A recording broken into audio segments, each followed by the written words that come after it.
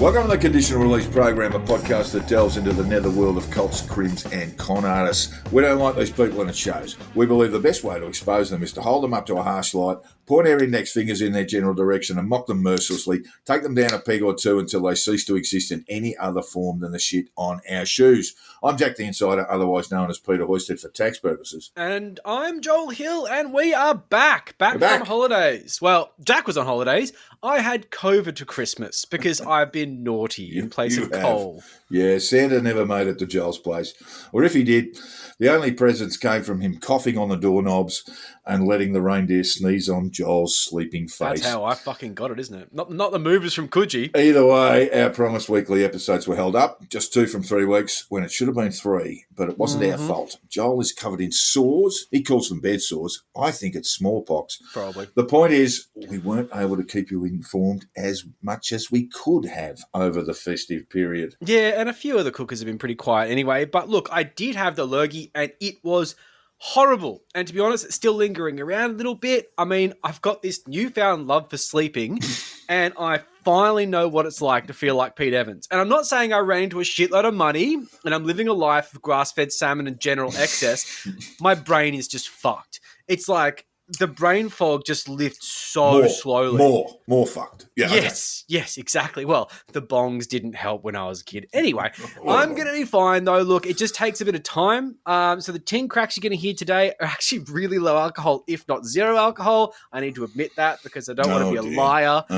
Dear. I'm running on fucking days of sleep, like 12 hours, 14 hours. This is partially due to a fairly questionably timed booster shot. I had it planned. This is when I was meant to get my booster shot. The reason why I didn't get it is because I didn't have time. Yeah, that really freed up.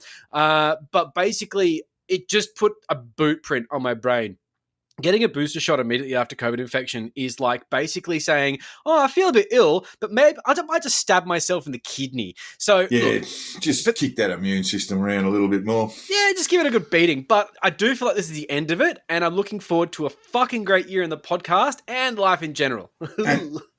And Joel further wishes to apologise sincerely while I merely nod my head gravely in the background. You'll get it. I'm very good at doing that. You know, the grave nod of the head in the background. Your sympathies are felt. It's an important skill to have. The point is, though, we're back and we have a few new subscribers, patrons of the show we'd like to thank. Eric, Michael and Karen. Yeah, thanks, guys. And we thank all of our patrons for their support. It has been a bit of a slow month in new patrons, but also in content. We don't deserve you anyway. But we have some cracking plans, some overflow episodes. We've got a Zoom chat coming up on Thursday for our lifers. And Jack has promised us some true crime goodies. He always promises true crime goodies, but he does come through eventually, and it's so completely worth it. Yes, and of course, more from the two Jacks. Don't worry, patrons. You will get your money's worth. You will. Isn't that great? Like, Will is doing so much heavy lifting You're getting your money's worth. And we do welcome Hara, who's our guest, backstage guest, backstage pass holder for the day. Watching intently as we fuck up this script. And look, for those on the fence, you could be Harrow. You could be listening to whatever the fuck we have on Patreon. I don't even remember what we put up there.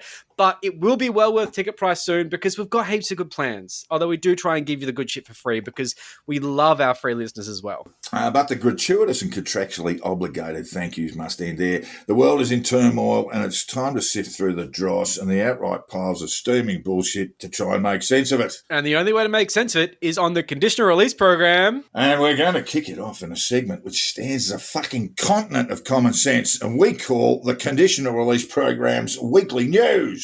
It was a false start.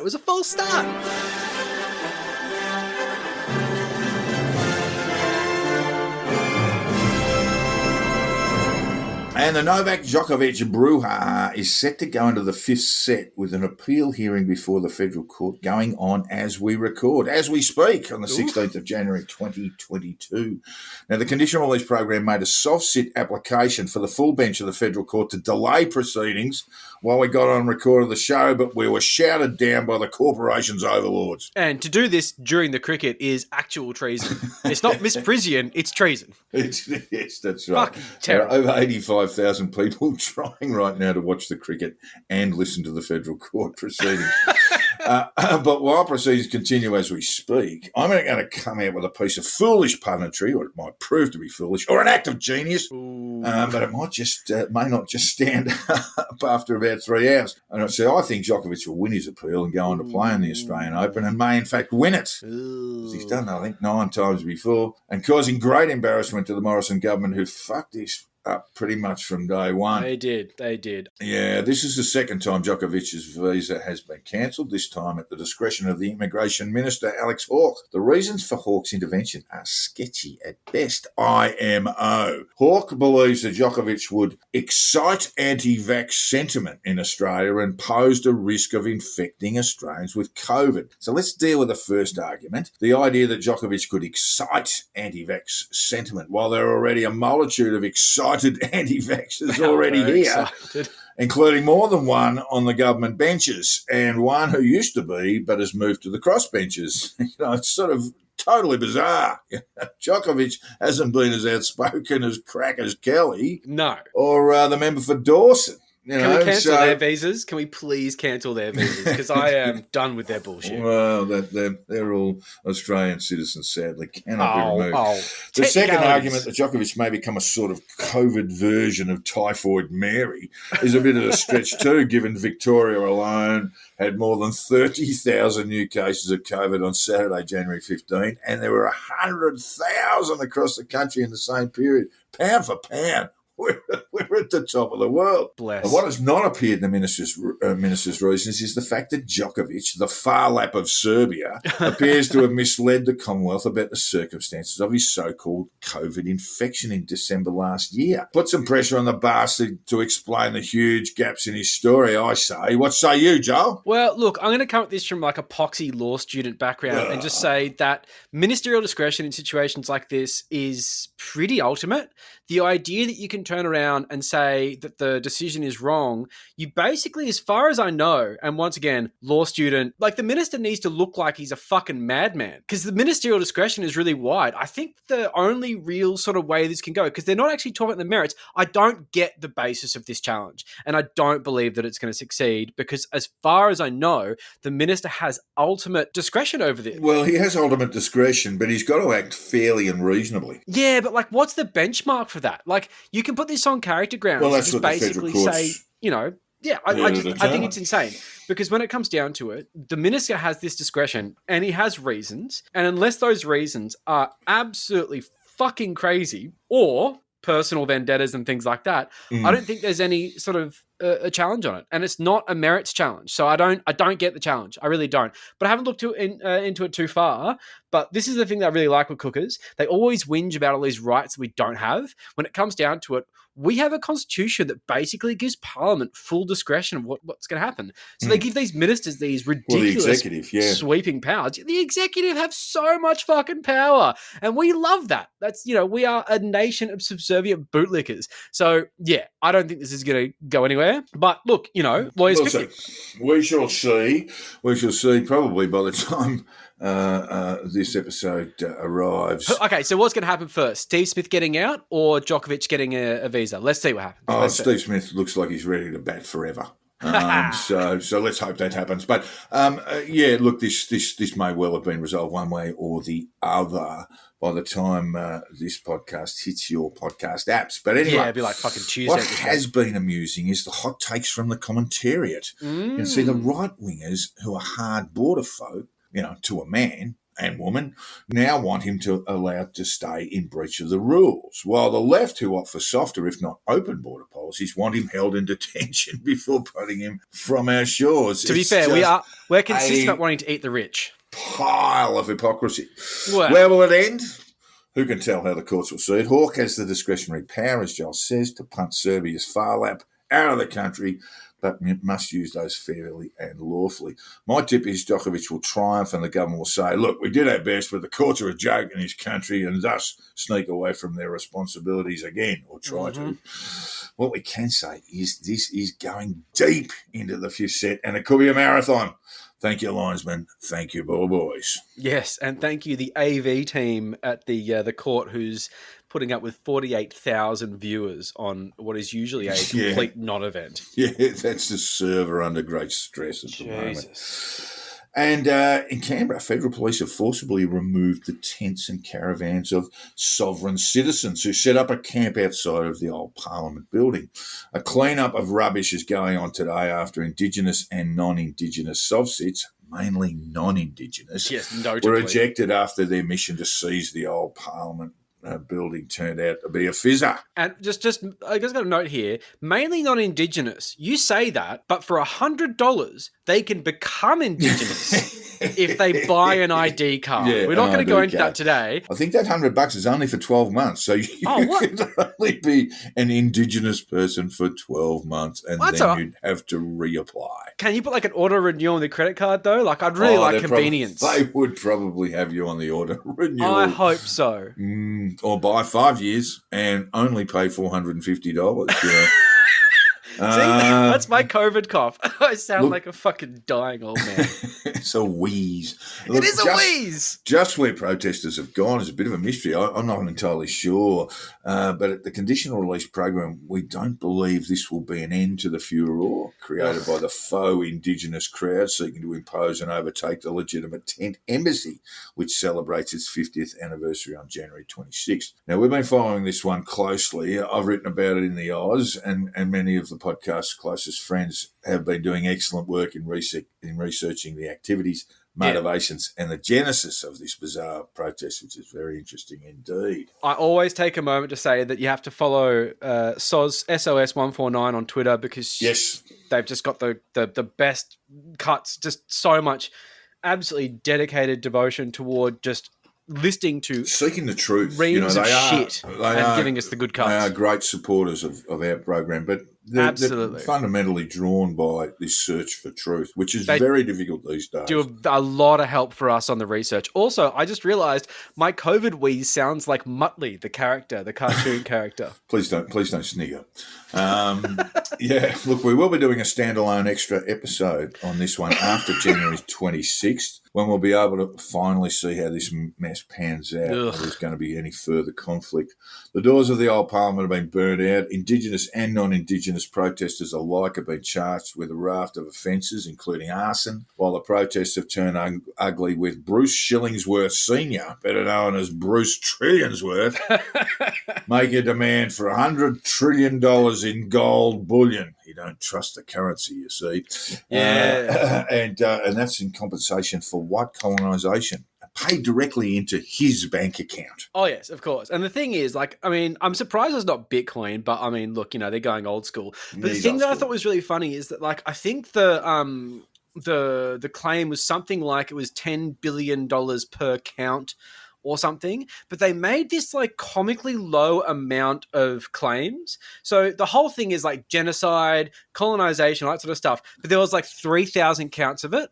Basically Bruce is there saying, no, I don't care about all those fucking nobodies who died of smallpox a couple hundred years ago. No. Nah, I know about 3,000 people who I reckon are probably deserving of $1 billion. If you could just drop that gold bullion into my bank account, that'd be very, very good. Just cooked, mate. There's more than a few thousand people who have been absolutely trundled by the colonization of this country.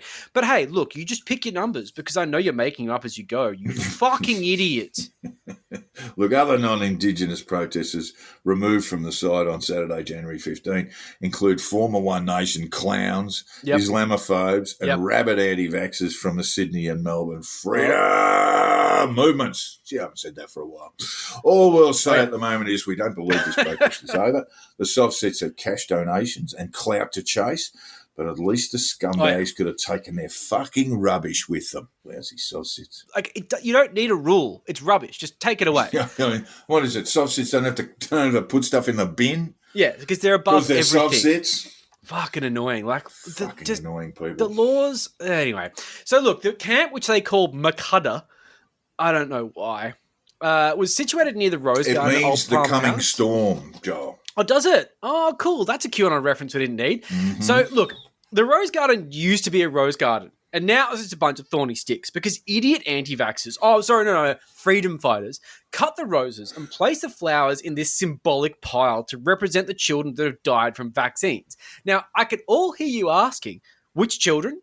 Well, which children died from the vaccines? Well, yeah, that's the fucking issue, isn't it? Because they just make these things up. The one they recently made up because they love fucking making shit up, is a young girl, age 14, who died from, you guessed it, an adverse reaction to the vaccine. Yeah. Not even sure which one on this one. They didn't really say. Janie Marie Andrewson. A great, great name. Thanks for the 3 names. Really nails in the humanity makes there. it easier. Yeah, dead at 14. 14. Janie doesn't exist, though. That's a problem. But just to show the kind of 4chan addled brains behind these disinformation operations, they used a fucking victim of the Columbine High School massacre. Her name is Rachel Scott. That's the image they used. So they're using victims of a massacre to push fake vaccine deaths. I mean, it's just... This is the thing. Like I say, 4chan addled brains. Someone is doing this as a joke and watching it spread through anti-vax circles, creating the kind of outrage that causes, let's just say, violent events. So they don't stop here, of course. And there'll be more to come. We've got Alison Coleman, a 7-year-old girl in New South Wales who doesn't exist, who died from the Pfizer jab. Thanks for being technical, guys. I mean, this is the thing. Like, the fact that she doesn't exist is a bit of a red flag. But of course, they'll just share things without even fucking checking them because this helps prop up their hobby cult. So apparently they made the image from some sort of face maker app, but who really knows? I think that's basically just people saying, I can't find this on reverse image search. Maybe it's another dead kid they decided to co-opt for their cause, because it's certainly not beyond them. But look, I'm digressing here, because what I'm saying is that cookers tore up the Rose Garden to make a tribute to fake dead kids that they read about on the internet with bullshit disinfo campaigns that are clearly made up by pranksters who think it's funny to co-opt a fucking dead child from a massacre. It's just pathetic. They handed a bouquet of roses to the Wallopers yesterday too. Oh, that's nice of them. I wonder where they got them from. Stolen flowers. Yeah. Exactly. Just fuck off. So look, it's been a big week or two at Old Parliament House, and we are, as promised, going to do a full episode on it. I'm fucking terrified of doing this because I want to do it well, and there's so much to unpack. There's just so much going on. Really complicated. It's like, okay, background briefing pays you $8,000 to do an episode, and we are going to get, it's hard. So I'm going to try and balance the work-life thing and actually make this good. Jack's got a lot of insights into a guy named Danny Searle, which we really need to explore, but we're going to get there. But for some highlights on the go, because we can't leave this hanging, we have seen the usual annoying behavior we expect from these people. A bunch of white guys whacking sticks together has made watching any footage from this event almost intolerable. People like Soz149 and Sunny Stendil on Twitter have done amazing work of pulling footage and just giving us the greatest hits, because so much of these things is just filler. It's just so hard nonsense. To watch. It's so hard. So much just gibberish. They really do help reduce the amount of time I have to spend on this. The interaction with police are just like catnip to these guys, where they get to yell obscenities at someone and just have no reaction at all. It's great because it makes them feel powerful. They scream all this bullshit to power to no consequence. You know, speaking truth to power while power just stands there and watches you blankly makes them feel great. And they're just bitching and moaning about these tyrannical government's pedophile protectors that are just standing there doing nothing. It's a perfect little mix of bullshit. It's great theater. They love yelling titles and deeds, or deeds and titles, and international law, which is just sovcit nonsense, of course. The cops have no right to be there, apparently. They're breaking some kind of international law. They have no jurisdiction, blah, blah, blah. They never cite the fucking laws they're talking about. They just say international law over and over again. You have no jurisdiction. Yeah, you have no jurisdiction. Deeds and titles. No jurisdiction. International law. Like, what does that mean? It doesn't mean anything. Doesn't mean anything. Doesn't mean not supposed to mean anything. No, it's really not. Once it has meaning, I guess they move on to a new thing like it's not cool anymore. So a couple of arrests are made. One kid named Jamison got taken in and processed, and he proudly told his story about how he did not contact with police. Well done, Jamison. Took issue to his name being in full capital letters, a sovcit thing, and found that his charge sheet was reduced, with assault police being removed from the list of charges, despite the fact this kid was clearly assaulting police. Well, he was having a go. Yeah, he was certainly he was certainly throwing some weight around. Yeah. Oh yeah. And why they dropped the charges is very hard to say. But once again, this police lenience is seen as proof that the sovcit cheat codes work. And that's the fucking problem. And the thing is, this really killed me. As he's telling his story about how he bamboozled the police with his secret knowledge, who was there by his side? D fucking Osmond, who proudly exclaimed that she was the one that taught him these cheat codes. She said, like, who taught you that? He's like, oh, you did. You did. so sheepishly. Let's just remind listeners that D fucking Osman is very much non-Indigenous member of this protest team. I think she's Turkish. I think she's got Turkish sort of roots. She was a soccer player. She's a fucking mad sovcit. But this is the thing, she says, I taught you those cheat codes. He stands there and exclaimed how his charge sheet's gone down. And it turns out the cheat codes work. What more proof do you fucking need? So another fine example of this is Dylan Wilson. We've got a lot to say about him in the episode coming up. He's a so-called lawman, like what? Who's actually just a white shit stirrer with a fondness for One Nation, great friend to First Nations people, and a general distaste of Islam, like a creepy distaste of Islam. Yeah. Charming guy with a very checkered background, but here, he calls himself Didge. Didge is a legal scholar in their circles, and he got bail, which apparently is proof the cheat codes work. It's not because the legal system is reluctant to put people on remand unless they're a threat to society, which he clearly is, and the system is broken insofar as they don't understand the domestic terror threat that's being inflicted by these sovcits. No, it's because he said a few dumb things about capital letters. But we haven't heard much from Buddy Trillionsworth, who apparently did get bail but's been very quiet since his arrest, probably because the police told him to pull his fucking head in. But let's face it, maybe he just didn't have the right cheat codes at the time, Look, Buddy is, of course, Bruce Trillionsworth Jr. Yes. Look, I believe he was bailed on the undertaking that he leave the area. But he's also been quite quiet as far as I know on social media and things like that, whereas a lot of these guys come out, like Didge did, triumphantly come out and say, I'm fucking winning, I've got out on bail, I'm fucking winning. But also Buddy's been charged with much more serious offences. Yeah, Buddy's a bit smarter too, I think, which is saying he's been charged with arson, essentially. But look, it's been very frustrating to watch the events at Old Parliament House with this kind of hands-off kid gloves approach and police that allows these cookers to cause this chaos to little or no consequence. And this just simply galvanizes them. It's not the kind of lenience that stops them from thinking there's any point to their thing. It doesn't have the effect of stopping the kickback that might happen if they did crack down on them. The entire movement revolves around get-out-of-jail-free cheat codes, and they work. I mean, who could argue that not consistently getting wins over the cops when charges are being dropped and arrests are nothing more than catch and release? Obviously, the cheat codes work. When they say, I actually had this interaction on Facebook. Someone was saying, well, I saw a video where they said all this shit about sovereignty and the police retreated. That is proof that these things work. No, it's not. It's just the Canberra police are being fucking cowards and using kid gloves on domestic terrorists. It fucking baffles me. So on the eve of the big day, January 15th, where all the cookers were meant to converge on Canberra and take over Old Parliament House, which they believe in some bizarre way is the true seat of power in Canberra, something about mole children probably, the cops actually decided to do something and evict these fucking morons from the campground.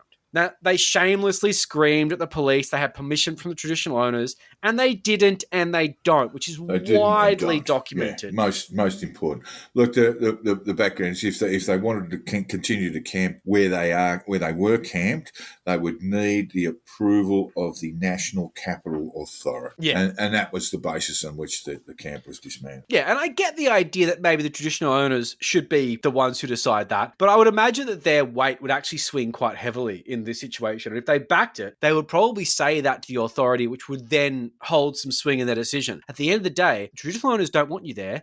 Fuck off. But saying that you've got their approval, I mean, you're just lying and you know it. Because let's face it, what happened next? You just started threatening the fucking embassy anyway. So I'll get to that in a second. But basically, the thing that really shits me here is, as they say in Mean Girls, they don't even go here. The mob that turned up are not from that country, and they speak on behalf of it with a sense of authority. And that is a huge no-no. You're not allowed to do that. Aboriginal Australia is made of a shitload of nations. I think it's like 369. It's a fuckload of them. And you can't go from one place to another and claim that you have authority to speak on behalf of country that you aren't a fucking part of. And there's a whole hierarchy which varies from place to place that they're just not a fucking part of. I mean, one of them, is it Bruce or is it Zell? Or there's another guy who says that he's a tribal chief. Bruce calls himself a chief, and he's not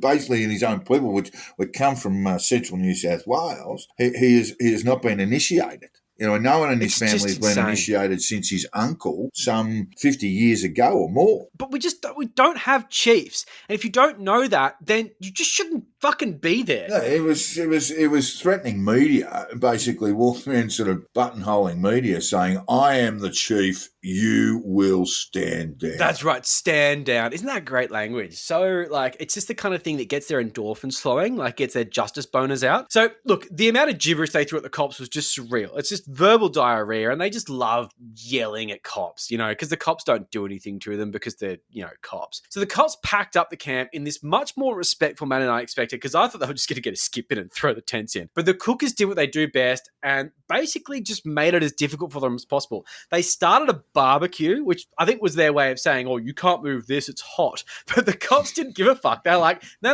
Yeah. Careful, we have sausages. Yes, exactly. And this is the thing, they were banking on this Bunnings mindset that maybe interrupting a barbecue is a national tragedy. The stags are half cooked. Oh, the chicken's not cooked. What's going to happen, mate?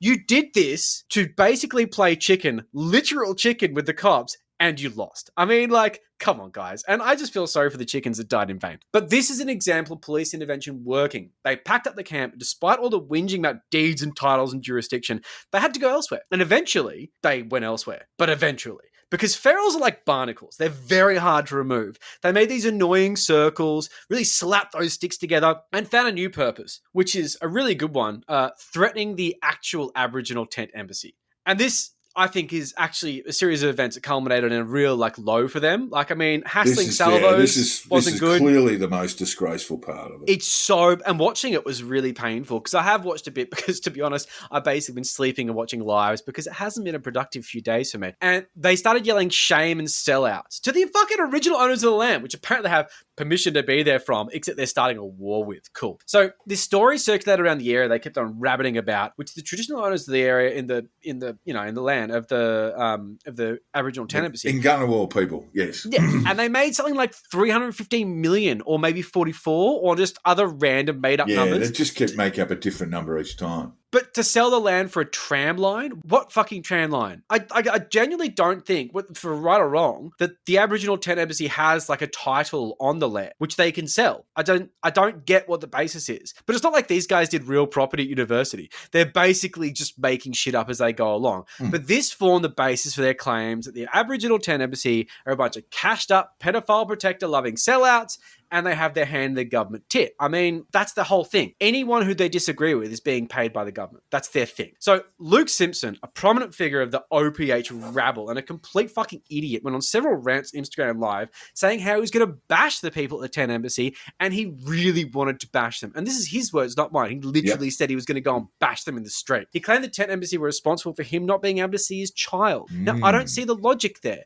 Maybe it's the obsession with bashing people? I don't think there is any, Joel. I think we're dealing with a court order from some other jurisdiction, but certainly nowhere in Canberra. Maybe bashings are an issue there. Do you think bashings might have been an issue there? Maybe the threats to violence, Yeah, I just feel like that might not be... issue. Yeah. Don't know, but that is certainly something you'd want to have a look at. Red flag. So still, the yelling and the threats came thick and fast through this police line that just kept the cookers away. And the tent embassy played various very funny musical choices, including We Didn't Start the Fire by Billy Joel, very classy, which of course is a reference to the fact these fucking idiots set Old Parliament House on fire just for the new year, which is going to have a whole bunch of January 6 style court cases on it because they really fucked up on that one. It's hard to see what next for the cookers down there. It's really tricky as their quite elaborate camp, which consisted of semi-permanent structures, portable cool rooms, makeshift kitchens, and a shitload of tents and camp vans, was just taken down by the cops. And their eviction came a little bit late, but not too late, as it completely ruined their seditious plans for the January 15th. And then we moved to Australia Day, better known as Invasion Day. That's how I like to say it. It's the milestone in this bizarre story, with the 50th anniversary of the tent embassy to be celebrated, and a general sense the cookers are going to be back for it to fucking ruin it. Will Luke Simpson try and fight everyone? Probably. But it looks like the cookers, famous for ruining everything they go near, are about to piss on 50 fucking years of political activism for what? A group that's existed for about a year? Why? Freedom? I mean, yeah, maybe. But look, let's move on. Speaking of freedom, Jack, Let's turn to the land of the free. To the land of the free. In news from the United States of America, 11 people linked to the far-right Oath Keepers, including its leader, Stuart Rhodes, have been charged with seditious conspiracy in relation to the January 6, 2021 insurrection at the Capitol building in Washington, D.C. Oh, dear. Now, this has caused all manner of confusion to right-wing commentators on Fox News and elsewhere, as well as some in Australia who should know better. Yeah. For more than a year, commentators of the Tucker Carlson variety have been claiming the attack on the Capitol building wasn't an insurrection, may have been a false flag operation. Of course. Anything. So they don't have to face the dreadful truth that the crowd who gathered on January 6 to listen to Trump and his Stop the Steal lunatics before going on to forcibly enter the Capitol building was, at its heart, an attempt to usurp a popularly elected president. Oh, totally. And it's also a reflection of the fact that this entire QAnon, I do believe in that sort of idea. The QAnon and the general sort of like, the hubble around it does have such an amazing centrally organized system to it where they brought all these people together. Whereas you look at them trying to do it at Old Parliament House and they kind of just thought it would happen and it just didn't. Whereas over there, this was really planned and the cops have got a lot of shit to look into, which is going to result in some serious fucking charges. And getting their prosecutions right. I mean, that's the other thing. Yeah. One of the other arguments from these sort of Tucker Carlson style fuck knuckles is that they weren't, they were using, sort of, they're not weapons, they're not, not guns, they're not, you wouldn't say that about the Oath Keepers. I mean, they were in full military kit. With the zip ties and everything. Anyway, US prosecutors have already brought criminal charges against at least 725 people linked to the attack, with many plea bargaining their way to shortened jail terms. The right-wing commentator described these charges and prosecutions as minor matters, thus trivialising the motives behind the attack. The US Justice Department has taken its time, more than a year, building a strong case against the 11 Oath Keepers, some of whom formed a phalanx to break into the building, assaulting law enforcement officers around the building. Many were armed with firearms, Joel. And in DC, the laws on firearms are not quite as flexible as other states. Yeah, so they've got some problems there. 9 of the 11 people named in the indictment were already facing charges. An indictment was released on Thursday against the founder of Oath Keeper, Stuart Rhodes, and 10 others, accusing them of conspiring to forcefully oppose the transfer of power between then President Donald Trump, a Republican, to his successor, Democrat Joe Biden. The seditious conspiracy law reads, if 2 or more persons in any state or territory or in any place subject to the jurisdiction of the United States conspire to overthrow, put down, or to destroy by force the government of the United States, or to levy war against them, or to oppose by force the authority thereof, or by force to prevent, hinder, or delay the execution of any law of the United States, or by force to seize, take, or possess any property of the United States contrary to the authority thereof, they shall be fined under this title or imprisoned not more than 20 years or both. Don't you love so that's what they're looking at, the 11 who've been charged. And that law sounds pretty straightforward. It's taken a long time to get to this point. It might sound like legal mumbo jumbo, but when we understand the context of the behaviour of the Oath Keepers, it's pretty much a straightforward prosecution. Yeah, they're fucked. It's taken a long time to get to this point, but these charges once and for all dispel the notion that the attack on the Capitol building was a spontaneous outbreak of anger. It was planned, prosecutors say. The indictment alleges Oath Keeper leader Rhodes wrote to members on Signal on November 5, 2020, saying, we aren't going through this without civil war. Too late for that. Prepare your mind, body, and spirit. Which is interesting, because that means that some cops were in that group. Just on 2 months beforehand? Yeah. Just like, how would you get it otherwise? It's encrypted. So if we're looking at some sort of interpretation or analysis of these charges, a former Justice Department national security lawyer who teaches at the University of Minnesota Law School, Alan Rosenstein, said, I don't think there is much the defendants can say here. Yeah. This is the textbook definition of seditious conspiracy. If this isn't seditious conspiracy, he said, what is? Another fellow, Joshua Brave, a professor at the University of Wisconsin Law School, said the government has a strong case against the Oath Keepers, alleging the 11 Oath Keepers executed their real agreement to obstruct the peaceful transfer of power. The charges come amid reports that President Trump may have acknowledged his complicity in urging the attacks in a conversation with then House Republican leader Kevin McCarthy on January 6th. Where Trump has said, well, Kevin, I guess these people are more upset about the election than you are. And McCarthy insisted that the rioters were Trump supporters and begged Trump to call them off. Trump's comments set off what Republican lawmakers familiar with the call described as a shouting match between the two men. A furious McCarthy told the then president the rioters were breaking into his own office through the windows and asked Trump, who the fuck do you think you are talking to? According to a Republican lawmaker familiar with the call. Lots to unpack there, Joel. And that conversation is going to become, that conversation between McCarthy and Trump is going to be very, very significant in the congressional investigation as to the complicity or not of Donald Trump. Lots to unpack, but the idea of a rowdy bunch of protesters acting independently and spontaneously simply cannot be rationally argued anymore. Yes, but of course they will argue it. They will, because that's what they do. I'll do anything for you. Money! Just tell me what you want me to do. And today's conditional release program is proudly brought to you by the world's richest man, Bruce Shillingsworth Sr. He's just checked his bank account and the $100 trillion in gold bullion he demanded from every single Australian as reparations for the 1788 invasion of Aboriginal land has dropped into his account, making him 200 times wealthier than Elon Musk and Jeff Bezos combined. Well done, Bruce. Not bad. Now, wisely, Bruce wouldn't accept currency issued by the Australian corporation. It had to be gold bullion. You can't trust a corporation with their admittedly pretty, very colourful, but pointless cash these days. Can't spend it anywhere. And after performing a welcome to his country, he hastily renamed Sovereign Republic of Shillingsworthia at the Shillingsworth Opera House in Sydney. He boasted he had bamboozled the Australian government. I would have accepted 50 trillion. The 100 trillion was just a negotiating ploy, but the government shit themselves when they saw me pull up outside Parliament in a Hyundai i40, painted up to look like a cop car. Now get off my land. Indigenous Australians seeking their share of reparations have been asked to make their claims on wallaby hides sent to the attention of Bruce at one of the 240 KFC stores he now owns. Hey, Bruce, chief, champion, brother, can you spot us a lazy trillion until payday? I think one of the first things it says within the Constitution is all laws within.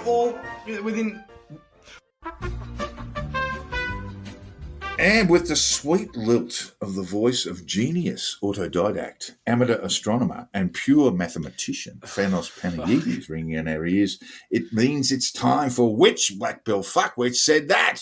And if you're successful today, Joel, you'll win $100 trillion in gold bullion that we tricked out of Bruce Shillingsworth Sr. by offering him a hall mirror, some shiny trinkets, and the latest model Hyundai i40. Turns out Bruce is a bit of a soft target. All we had to do is call him chief, and we had him eating a bucket of KFC out of the palm of our hands. Are you ready, Joel? Yes, absolutely. Give it to me. Okay, get out the piano accordion and give it a good squeezing, because today our first quote comes from a patriotic ditty from the Republic of Serbia. Oh, fuck, here we go. We're not sure who wrote it. Its origins are a bit murky, but the song is believed to have been knocked out in the third, but who's counting, Balkans War from the 20th century. Just the three for the 100 years. Well done, guys. Nice. The song is an ode to one-time Serbian president, Radovan Karadzic. Karadzic is now in prison, having been convicted in The Hague for war crimes and genocide. Great hair, by the way, Radovan. Hair like Stalin. Can't relate. Cannot relate. Here's a line from the song entitled Vidovdan. Ooh. Vidovdan. Oh, is this Dan Andrews again? Is this Dan Andrews' fault? This sounds like Dan Andrews' fault. This was written in 1995, sometime around that time, around the time of the Third Balkan Falklands War. I can picture Dan Andrews agitating over in Eastern Europe about Vidov 1995. I could see it. The song, translated, goes something like this, and I won't sing it because I really don't know the tune. But anyway, the lyrics go, "The wolves are coming, beware Ustashi and Turks. Jeez. Karadzic, lead your Serbs, everyone must see that they don't fear anyone." Now, the question is not who wrote it, but who sang it. Oh, yeah, you're making it easy for me this week. Thanks, fucking dickhead. Was it former commander of the notorious Drina Wolves paramilitary unit, which participated in the genocide against Bosnian Muslims in Srebrenica, Milan Jolovic? The man responsible for 51 deaths in the massacre in Christchurch's mosques in 2019. Fuck, I'm not even going to say his name. You know, the Australian cunt. Yeah, fuck that guy. Or was it the ATP ranked number one tennis player in the world? I've got a bit of COVID, so why not hang out with some kids? Prominent anti-vaxxer, will he or won't he play in the Australian Open? Novak Djokovic. Or was it all of the above? I do like the fact that you have gamed this to make it less shit for me, and I'm absolutely going with the possibly a trap, but probably a sure thing, all of the above. Oh, it was in fact a trap, Joel. Fucker! Now the Christchurch terrorist. Always choose D. The Christchurch terrorist played the song on a live on his way to the El Noor Mosque in Riccarton, but didn't sing it. What an awful piece of shit. I'm sure Jolovic has sung the song, but there is no record of it. Only Novak Djokovic has been shown singing the song after the Serbian national tennis team won the ATP Cup in 2020, where Djokovic sang nationalist songs, including that one, Vidovdan, in triumph. That's not good. That's not good. You shouldn't. And the reason I popped Jolovic in there is the genocidist Jolovic is Djokovic was photographed sitting next to Jolovic at a wedding in September 2021. Awkward.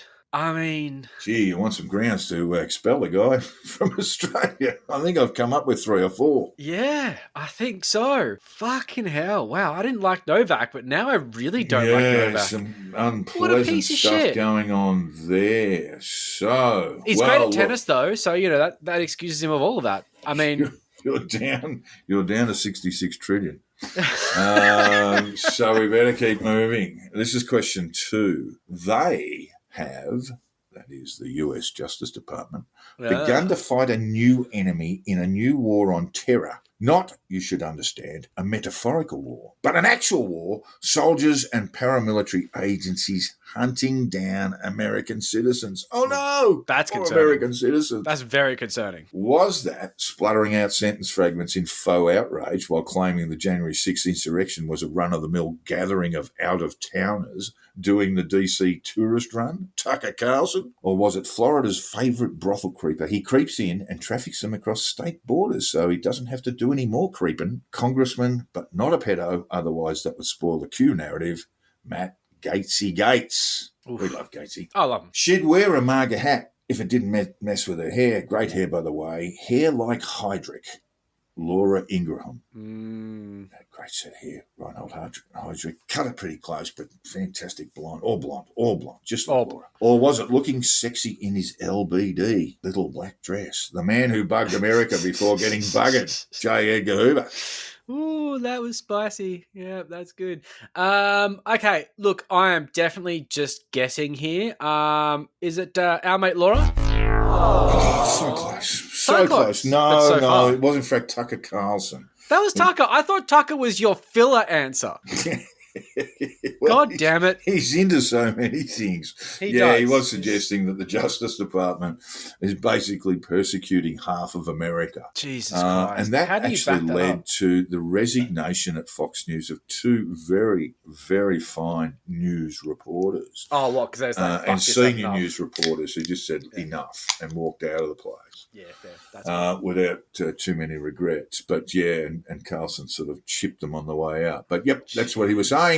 You know, in lieu of January 6th, look, you know, basically it's not you guys who created all that chaos and mayhem and murder on January 6th. It's because the FBI is hunting down half of America. Idiot. So, look, Joel, you're down to just a lousy 33 trillion. If you can get this right, this is question 3. You have to start a GoFundMe for me after this. Yes, we might have to. This man is only worth $33 trillion and needs more money. Mm-hmm. Question 3, the quote goes, but you should have a 4th one now of the very same formula we created for the first one before these other 3 fucking variants even existed. How the fuck does that make any sense whatsoever? Oh, Unquote. God. This is not a genius. Thinker, not a doer, unless you're talking smashing tellies. Then pass in the sledgehammer. Australia's spit-speckled saviour, Thanos Paniides? Or was it truck driver, good neighbour, quietly going about recruiting people to act as cannon fodder for a coup d'etat at Canterbury Bankstown Leagues Club, Romeo Georges? Yeah, he's actually been quite interesting recently, but we won't go into that. Or was it lizard guy and poltergeist remover who just last Saturday called again for armed revolution while he sits up in air-conditioned comfort in his Brisbane flat? Danny Searle. He's a fucking weirdo. Not a good person. Or was it CDC pill counter and the man who officially received more death threats than any other person in the world last year, Anthony Fauci? God, that's fucking ridiculous. I'm sure that's true. Look, I'd love to say Fauci because I think that's really funny. But I'm gonna go with Thanos. Yeah! Finally! Oh, can you lend me $1 trillion? You've just picked up $33 trillion. That we've tricked from Bruce Shillingsworth Senior with a few trinkets and a car. Yeah. Yes, it was in fact Thanos Paniides in a spit-speckled rant in a live during the week. I actually didn't watch that video, so yeah. But you should have fourth one. Now the very same formula we checked for the first one before these other 3 fucking variants even existed. How the fuck does that make any sense whatsoever? Mate, nothing makes sense to you, Thanos. You've got to, I've got a toaster oven that's fucking smarter than you because it's got a clock in it. Yeah. You're a fucking idiot. He's a fucking Anyway, idiot. I shouldn't be harsh. He is my favourite member of the movement. God, he's done. Because he just makes these angry rants, and that was just a beauty from the week. Now, we ask listeners to send us an email if they've come across something really, really stupid said by Black Bill Fuckwits. We want your input, listeners. If you've recently come across something posted that is so odd, so bizarre, that it can only be appreciated by the criminally stupid, drop us a line. We'll send you a stubby holder and some disordered tatter. If you make our lives easier, and just send us a quote we can use on the show. And we must remind you that the conditional release program stubby holder is the only stubby holder that is clinically proven to keep drink cold. It is indeed. The conditional release program stubby holder is covered in sores, however, at the moment, wheezing with a bad dose of the COVID lurgy Joel gave to it by failing to wear a mask, socially distance, and generally treat the conditional release program stubby holder like plague fodder. So we're putting the prizes aside for another week or two. The conditional release program stubby holder is an eerily magic bit of kit, but it is crook as rookwood right now and highly infectious, so you're going to get a nasty dose of the plague, and there's nothing the stubby holder can do to help you otherwise than, you fill it up with ivermectin, neck it, and see what happens. Yeah, the good old horse paste will save you from what's in the fucking stubby holder. Yep. I'm trying to give plague-free mail-outs over the next while. So probably a good idea. We're playing catch-up soon. So there's no prizes dripping with viral death this week, but we still ask listeners to drop us a line if they want to contribute to which Black Pill Fuckwit said that. Mark to the attention of Jack. Bury the quote so I don't see it. Yes, at please. Our email address at theconditionalreleaseprogram@gmail.com.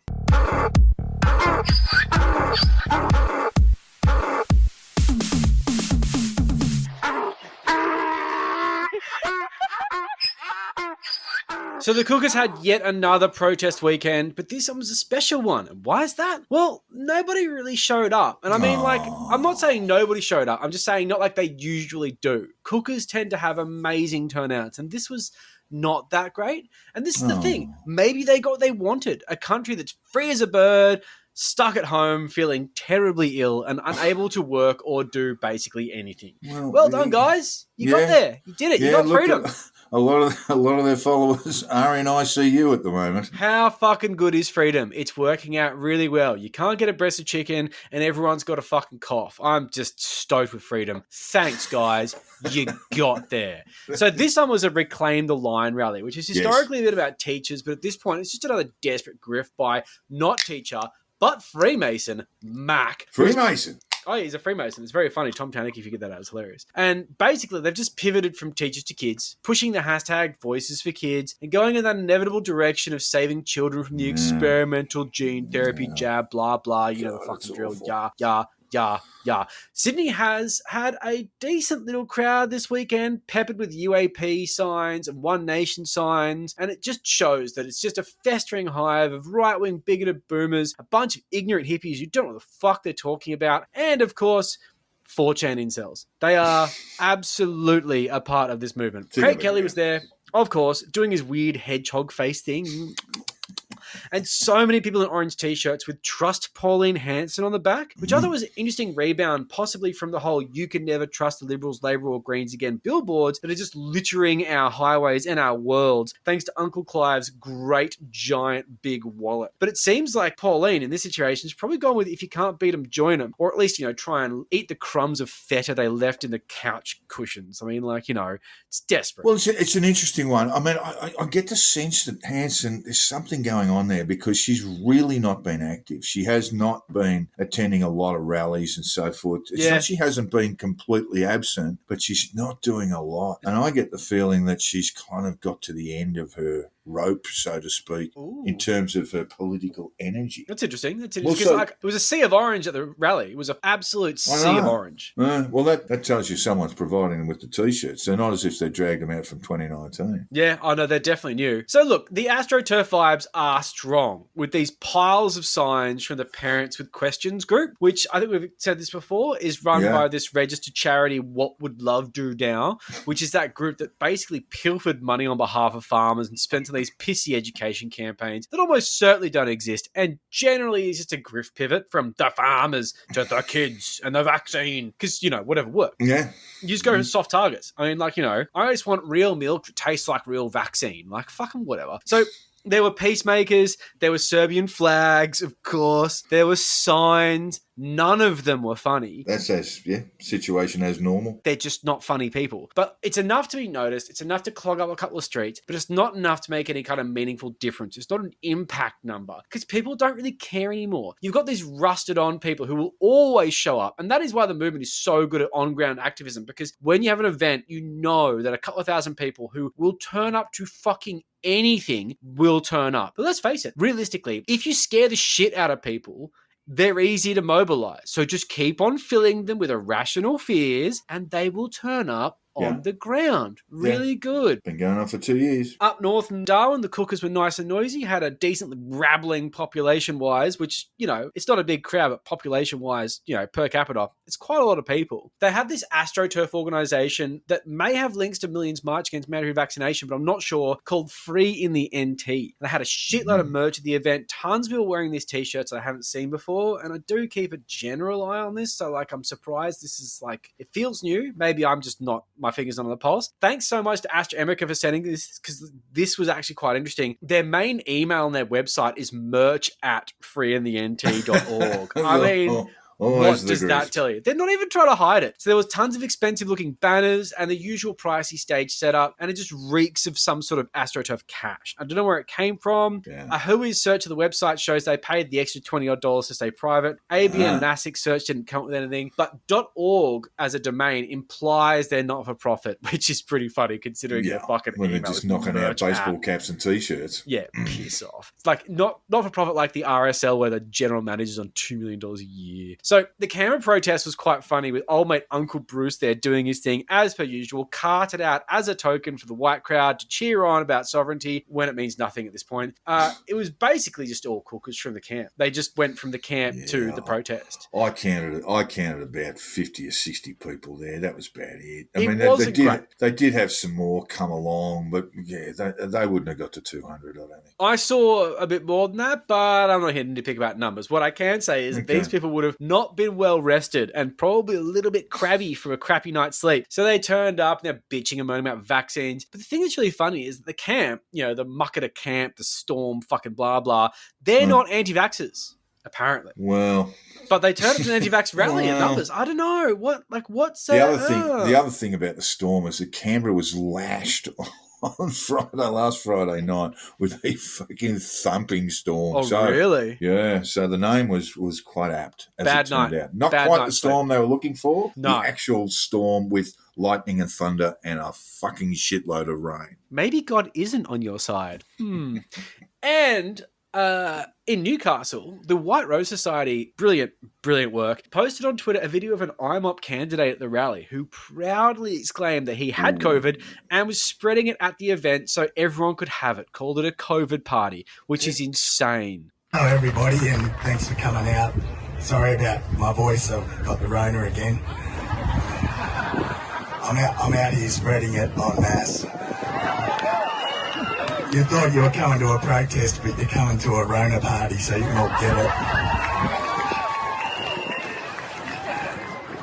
I'm going to run for the federal seat of Newcastle with IMOP at the next election. I don't really want to be a politician. I think it's a terrible profession, to be honest. Is that not a criminal offence? I'm sure it is. Really should be. It really should be. No, I know it is. If you knowingly infect, this was one of the acts of legislation or acts of parliament we put through in New South Wales. It's just you fucking knowingly outrageous. give someone COVID. And like, this is the thing. Like, does someone need to tell these people that getting sick isn't actually a good thing? It's not a good thing. Like, what you do is you avoid getting COVID, but if you get COVID, that's unfortunate. Like, I get not getting the jab. That's fine because it's one of those things of walking into a door. Okay, I get it. That's fair enough.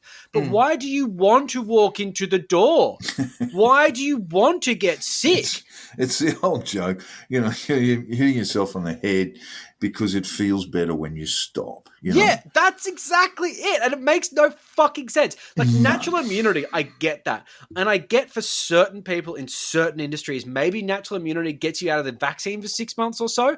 But the whole point of immunity is to not get sick, you fucking dopes. So, like, think about this. There's this crowd cheering on this fucking intellectual nobody about giving them COVID. How fucking indoctrinated in mindless bullshit do you have to be to cheer on someone who's trying to make you sick? I mean, like, how many people, including children, did this fucking moron infect while they cheered him for doing it? This guy has this raspy voice. He's clearly sick. And they're all like, oh, yeah, can I get a raspy voice as well? Can I have some of that? It sounds great. This guy got the Rona again, in his words. Again. Like, he's got it twice now. Where's your natural immunity, champion? I thought you were not meant to get it twice because your natural immunity, but you got it again. So, like, he says this great line that he doesn't want to be a politician, but he's running for government. It's a terrible profession, he says. That's the Trumpian. That's the Trumpian in him. You know, I'm a politician, but I'm a non-politician politician. Well, you see, Trump actually did get into power. He's a really good way to not get into government. I can solve this problem for you. Actually, no, you've already thought of this beforehand. Yeah. Run for IMOP in a rep seat, you fucking idiot. The problem solves itself because you're going to get 3% tops. Good luck to you, mate. And a lot of the people who would vote for you may have killed a portion of them. Yes, there may be a significant portion of them that are in a spot of blood. Have been hospitalised. I mean, this is the thing that a lot of people don't get. Omicron, there's a significant rate of reinfection just on the 2 or 3 weeks of South African data that we've looked at. So just in that very limited period, we saw 1 in 16, or 7% reinfect in that very short period. This guy got it twice, and he's not even in like a hot area. Like, he's in Newcastle, which is not great because that's where the Omicron broke out. Yeah. But he's managed to get it twice in what, a month? I don't even know. This fucking guy, it's he might have had alpha, beta. He's just running the gamut of the Greek alphabet. That's it. Maybe he just loves the alphabet. So look, I think the protests are a bit of a non-event. There was definitely a few people showing up, but it's a usual suspect, and it definitely feels like the mass movement is dying down. And one of the things is, you look at this, and they've got this let it rip policy. They've got their freedom. They've finally got their freedom. The federal and state governments have left them very little to protest about. That's it. Tom Tanaka did a great piece on this Independent Australia, which is very much worth checking out, explaining how basically the Cookers did fuck all to change the status quo. What they did manage is they managed to basically just stand by and watch while Scott Morrison's government got exactly what he wanted. Small government and every man for himself in this hellscape of society where people are punching each other in the streets for rapid tests. I mean, it's fucking pathetic. This is what they wanted and this is what they got, and yet they turn up to protest anyway. It's like the only thing they know how to do anymore. Like, you know, go and watch a cricket. Like, you know, apologise to your families. Like, just fuck off. But it's like there are no consequences either. I mean, Sam Kekovich is doing the Lamb promo again for Australia Day. after engaging in an interview with the Fucking darling of the RDA. RDA Yeah. and claiming that health officials should be tried for war crimes. Amazing. There are no consequences for that. The Australian lamb, whatever the fuck they are, just go, oh, fuck that. We'll just try and pretend that never happened and we'll give him the gig. I think there's probably some words about that. But look, when it comes down to it, there are vaccine mandates. They still apply for certain groups, the ones that kind of kill people. Not many in New South Wales. Mate, aged care, maybe teachers. Aged care, frontline health care, law enforcement. I mean, no-brainers, right? And then you're in this situation where it's like, okay, you've got these larger groups, like the construction workers and stuff like that. They made up a huge number of protests, but they're not interested anymore. I mean, I don't even know if they've got fucking vaccine mandates anymore anyway. It was a very sort of... Not in New South Wales, not construction workers, not at all. It was a zero COVID measure, which was designed to stop COVID from being a thing until we were ready to let rip, which is exactly what we said was going to happen. It's what's happening, but these motherfuckers don't work in reality. So look, the cookers have run out of groups to co-opt. The only time a mandate was put across construction workers was when Delta was blowing up, and only for those construction workers who lived in those postcodes of concern. Yeah, that's right. Fuck, they turned up, though. The rest of it's just open slather, and that stuff for those postcodes of concern, construction workers, that's all gone now. Yeah, that's it. And look, like I say, basically they've run out of groups to co-opt, and now it's just them. It's just, your sovcits, your Antivaxxers, you just rabble of incredibly annoying people gathering in parks and just coughing on each other. Let's face it, they're coughing on each other and saying thank you at the end. Sneezing and touching one another's food. Just why? I've had COVID. It's not... you fucking morons. Anyway, this is always the way it was going to end up. Realistically, the movement is going to go from a flow to a drip, and only the properly rusted cookers were going to stick it out. Yeah, look, we have seen the battleground shift. It's just been an endless shift, So if we go back 2 years to the first time when COVID was being protested about, it was all about 5G and Bill Gates and state control and all this sort of stuff. Some of those meme type sort of responses still exist within the cookers, but essentially all that's moved on. Now we're going to that point where, as 5 to 11-year-old children in Australia are being given the Pfizer Light, that's where the new battleground is, and it's that call to our children are going to be massacred. This highly emotive sort of stuff. And absolutely no rules, no lines, no barriers that will not be broken. 100%. There's absolutely no depths they won't plunge to, and that's sort of what becomes of these rusted on people, is they just wind up going as low as they can possibly go to get attention and to create this change they believe is so noble. And look, we've said it a million times, and it continues to be true. They're coming for the kids. That's the next low. They've already been doing it, but we've got an example like Matt Lawson, the perpetual fucking drifter and grifter, chlamydia koala, and just generally just awful human being. He just makes his presence felt at schools because he has nothing else to do, harassing children and their parents at drop off and pick up time, because he's living in a tent. He's in a van down by the river, and he's got this thing about doing it for the kids. He's got nothing else in his life except for harassing people, living in tents, and being a fucking pest. Well, presumably he's got to turn up to Centrelink at some time. I mean, that might be an answer for Matt. You want to live this, sort of no responsibility life. Maybe those Centrelink benefits shouldn't be coming your way anymore, buddy. I must say, as much as I hate mutual obligation requirements and all this sort of stuff, them. If they're going to become professional protesters, fuck them. I know, and that's the worst thing. I'm a big political economy guy who loves the virtue of universal basic income, but now all I see universal basic income as just this way of enabling people from being pests and just spending way too much time on the internet and creating anti-vaxxers. So I used to love universal basic income, and the pandemic has actually really turned your mind to something. Look, it's quite right. When you look at the Canberra cookers over the weekend, you look at that and you go, virtually every single one of them has not worked for the last 2 years. And they've got money. And they're getting a quid. to basically misbehave. But one of the things that must be said, and this is a very interesting thing that I noticed in Lucky Lance's long, weird phone call with Peter Little, is Peter Little let slip. Mate, he's living off his inheritance. There'll be a few people who are fortunate like that, but there aren't that many. There's some nice cars there. The labour market is simply screaming for people to come and work for them, you know. Yeah. One of the big, three-hat restaurants in Melbourne were offering dishwashers $70 an hour. Yeah. And that's it. They need labour.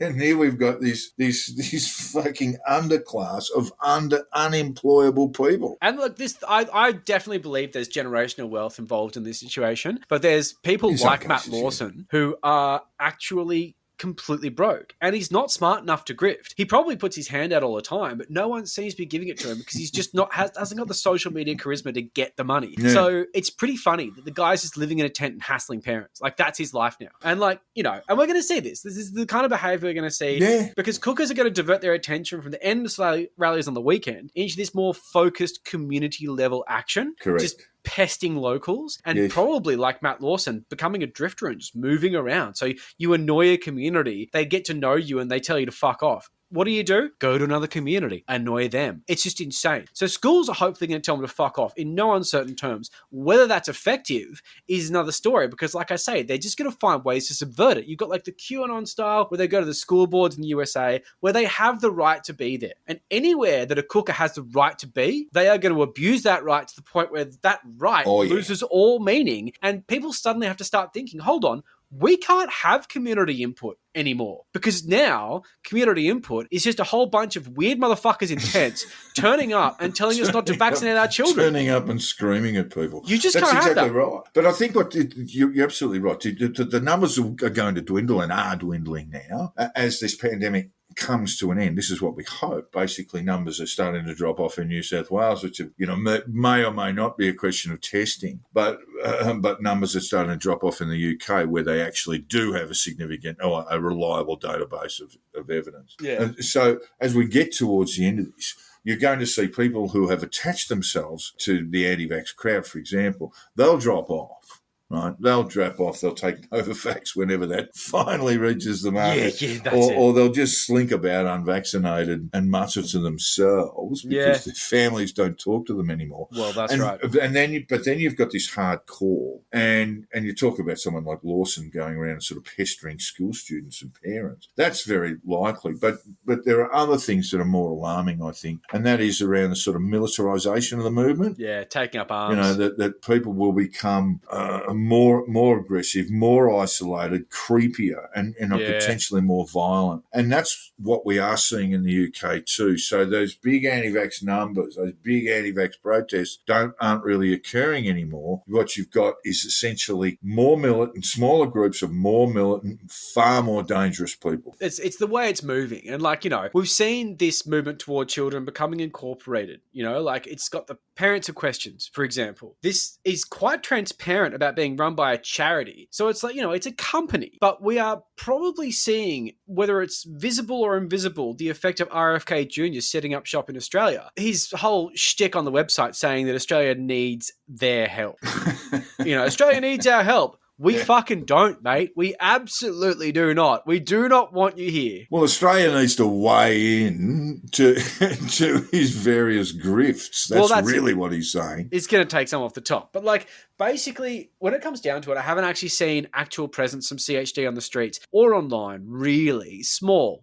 Quite quiet. But the thing is, they might be quietly backing existing players while they build their ranks locally. And the thing is that we know the guys at Children's Health Defence are seasoned political players. And they know exactly how to set up an operation. They're not amateurs. These are fucking professional insiders using skills to push anti-vax sentiment for a salary. Professional lobbyists, pressure groups, people who know how to tweak government, how to tweak communities. Yeah. Look, it's just occurred to me, Joel, and I'm sorry to interrupt, that we didn't do our stats for the anti-vax No, we didn't, update. no. So I'll quickly run through that now. Everyone has COVID. That's exactly what I thought you'd say. And those who don't have it are going to get it soon. Yeah. The trick is, try not to get it in the next 3 weeks if you can at all manage that. Don't move then house. You should be all right. And if you do move house and they say they're from Coogee, don't book them. Even if it is just before New Year's Eve. Don't go to the gym. And you're desperate. It is basically a life lesson that I learned very young. Don't go to the gym. Yeah, and actually, I've got a theory on that that's really fucked up. And also, I did text the movers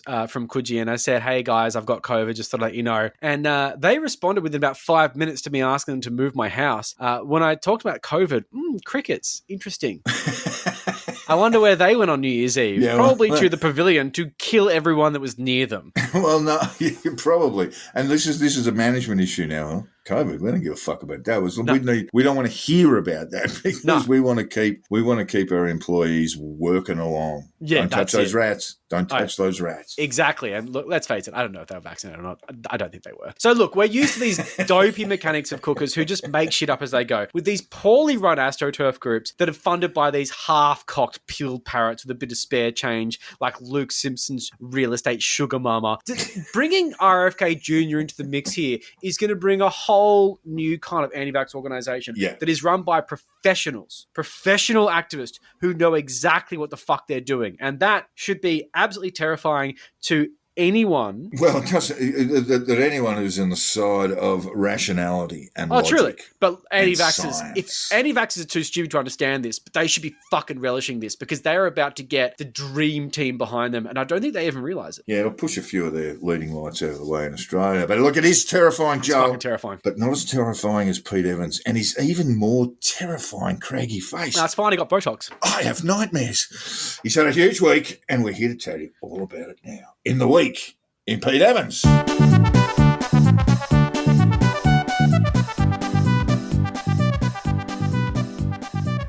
It's been a huge week in Pete Evans. With Pete's posting going from mindlessly sharing memes from David Avocado Wolf, as usual, to old Pete throwing in his 2 cents, giving us some wonderful insights into how his brain functions. And this is something it doesn't function well, Jack. I don't think that's news to you. I don't think many people have regarded the craggy faced pizza cook as a public intellectual, and if they have, they're fucking idiots. But he does try. He tries very hard. Yeah, he does try. He never short of an attempt. So let's have a look at some of the sulfuric brain farts that Pete's tooted into his Telegram feed this week. This is a quote. Thank you again for greater inner standing. You see what he did there? It's not understanding, it's inner standing. It's like understanding, but inside.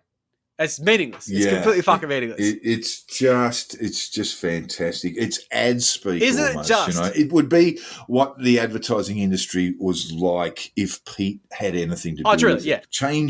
Changing words. Let's just change that word from understanding to inner. It's doing like a social media campaign saying, come up with our next slogan. And that's the one that got voted the most because people are stupid. So look, if you apply the blue tack and earwax to it, it becomes a profound message about inner knowledge and understanding oneself. Very profound. A portmanteau. Yes, a portmanteau of inner knowledge and understanding. Clever, I love it, Pete. Oh my God, just so fucking inspiring. Of course, as usual, it lacks a kind of context, would give it any kind of meaning. He just plonked that in the middle of his Telegram feed, full of fear, loathing, and just like, everyone's trying to kill you. But who the fuck wants meaning? Meaning, context, dorks. Inner standing, bro. Do you Joe Rogan, bro? We're just so in tune with ourselves, bro. And let's face it, man, our inner standing is all that matters. Behave like a real narcissist. We're all just players in a game, bro. I'm just like, I just think a lot, I just think a lot, and I just feel like my understanding is much greater than my understanding and my outer standing. God bless Craigie, my midpoint standing. Fuck off. Anyway, look, so we've got another banger that falls under a meme with a still image from Aladdin that says, oh yeah, it's all falling apart, which is just so fucking generic and so insightful. Oh yeah, it's all falling apart. And he just adds his little line. He adds a little line because he wanted to write something down. Here's the quote. It is fascinating to witness the mainstream media and the old systems simultaneously falling apart at the same time. Peace, love, and rainbows. Yeah, I mean, I tell you what, Pete, it's fascinating to witness you fuck up that sentence so badly. Simultaneously falling apart at the same time? Pete, write once, edit twice. Did you seriously post that to an audience of 54,000 people? Of course you fucking did. You're a functional illiterate. Simultaneously at the same time. Simultaneously at the same Peter time. Darrell, stay back after class. So look, for starters, even in your Bitcoin-addled child brain. The old systems are not falling apart at all. In fact, your shameless cheerleading for Bitcoin is doing exactly what the old system did so very well before pesky regulations got in the way and making rich people richer. That's why Elon Musk loves it, because he's stooging people on daily. Sure, a few crypto bros made a few bucks, well done to them, but for all your shilling of the Ponzi scam, there's a dipshit hippie, many of them, that just lost their inheritance day trading Dogecoin. I don't really feel for them though. They should never have listened to you in the first place because you're a fucking idiot. So one of the posts that I really quite liked was a photo of Craggy Pete's foot on his outrageously beautiful outside setting. Like, don't get me wrong, I'm jealous as fuck. With this gorgeous green view that simply says content. Well, content. But I don't... But that's the thing, it's content as well. Or content or content. So this is great. It's actually I don't both. think Pete meant to do this. You're blowing my mind, It's got man. a great double meaning. It simultaneously says that he is at the content, same time. but it's also content. So he fucking nailed it. I think surely it's all connected, because Pete has that, like Pepe Sylvia style approach to life where everything is interconnected. Oh, unless he does it, because everything is just a brain fart that comes out of his ass at the second. Oh, I just did it, bro. Simultaneously at the same time. It's just my understanding at the same time, bro. So look, I still found it very funny, and finding things funny on his Telegram feed is really difficult because clips of Tucker Carlson just zap the humor out of any situation. Looking through his Telegram feed just makes you not laugh. But let's face it, the real issue here is that this actual fucking moron has amassed a fortune doing a career that for the most part involved a self-indulgent lifestyle propped up with endless cash from effortless product endorsements and television productions that pandered to his massive ego and fed him an hourly rate that would make a QC weep. And I, on the other hand, am a simple prole who mocks this idiot in their spare time while I go to work for relative pennies. This dipshit relives his childhood constantly, or as I suspect, makes it up as he goes. Did you ever skate? Ever? Pete, but he's on his bespoke skate ramp, hanging out. He goes water skiing on his waterfront property with his boat. He eats grass-fed salmon on a near constant basis. He laughs at the idea of work. The closest he gets to work is posting reminders for people that pay $3,000 a weekend, but $3,500 if he doesn't feed you. I mean, Pete's got it made. Let's face it. But he simultaneously lives the dream while peddling nightmares to idiots about the end of the world. He at the same time simultaneously lives a life of carefree luxury while also immersed in a fear culture that insists the world is trying to kill us all with chemtrails and other shit that Dave O'Negs has told him. But in the meantime, at the same time, I'll just point and laugh at the craggy-faced idiot and see what he does next, which is probably something incredibly cool, expensive, and fun. God damn it. Fuck him. Fuck him. Man. And you have been listening to the Conditional Release program with your host, Jack the Insider and Joel Hill. If you haven't already, hit the subscribe button. And if you've enjoyed our bullshit, throw us a 5-star review on your podcast app. Jack can be found on Twitter on @JackTheInsider and Joel on @CrunchyMoses with a K. We set up a Facebook page. You can find it fairly easily. Just search for it. Like, we're a unique title. It's fine. But I must say, promoting a podcast is easier said than done. We've grown astronomically over the last year and really appreciate it because that is you guys doing it. Tell your friends. Tell your uncle. Harass people. Go to school pickup and tell them about the podcast. People will really like you for doing it. Live out of a van by the river. Exactly. And go and harass people just outside school grounds. We'll donate to your GoFundMe. Yeah, the Patreon is up and running, and we ask listeners to consider throwing a few dollars our way. Yes. For as little as 5 sovs a month, you'll have access to all sorts of bonus content. And if you've given us enough money, you can watch us record the damn show, just like Harrow is today. Mm-hmm. And we promise that if we reach 1,000 patrons, you can have a chunk of the $100 trillion in gold bullion that we grifted out of Brucey Shellingworth. Soft target. So join up at patreon.com/the Conditional Release Program. And finally, all feedback, tips and death threats should be sent to the Conditional Release Program @gmail.com. We would love to hear from you, especially if you're driving an armoured van filled with $100 trillion in gold bullion direct from the Australian Corporation, asking us to help run the new sovereign nation of Shillingsworthia. We are all free men walking the land. And he's the chief. Thanks, guys. See you next time. See ya. Cheers.